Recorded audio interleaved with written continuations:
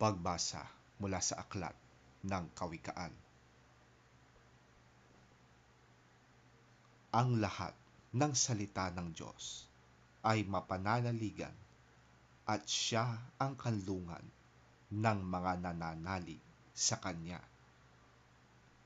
Huwag mong daragdagan ang Kanyang salita sapagkat pagsasabihan Kanya bilang isang sinungaling.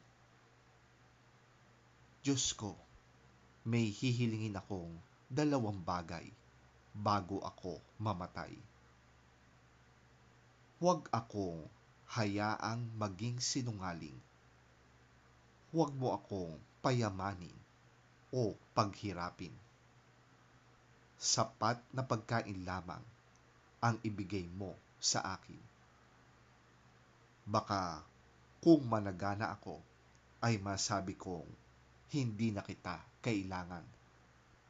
Baka naman kung maghirap ako'y matutong magnakaw at pangalan mo'y malapastangan.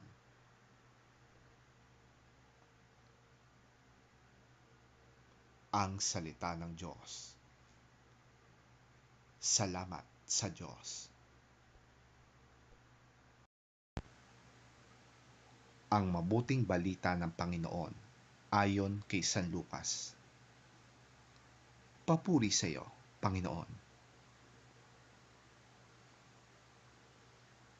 Tinipon ni Jesus ang 12 at binigyan sila ng kapangyarihang magpalayas ng mga demonyo at magpagaling ng mga may sakit. Isinugo sila ni Jesus upang mangaral tungkol sa paghahari ng Diyos at upang magpagaling ng mga may sakit. Sila'y pinagbilinan niya. Huwag kayong magbabaon ng anuman sa inyong paglalakbay, kahit tungkod, bag, tinapay, salapi, o bihisan man. Makituloy kayo sa sinumang tumanggap sa inyo at manatili kayo sa bahay nito hanggang sa pag-alis ninyo sa bayang yon. Kung hindi naman kayo tanggapin ng mga tao sa isang bayan, umalis kayo roon at ipagpag ninyo ang alikabok sa inyong mga paa bilang babala laban sa kanila.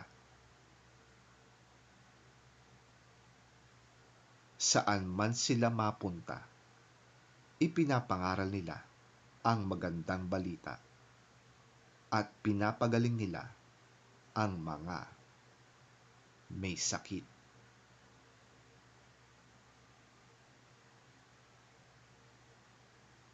Ang mabuting balita ng ating Panginoon. Pinupuri ka namin, Panginoong Hesukristo.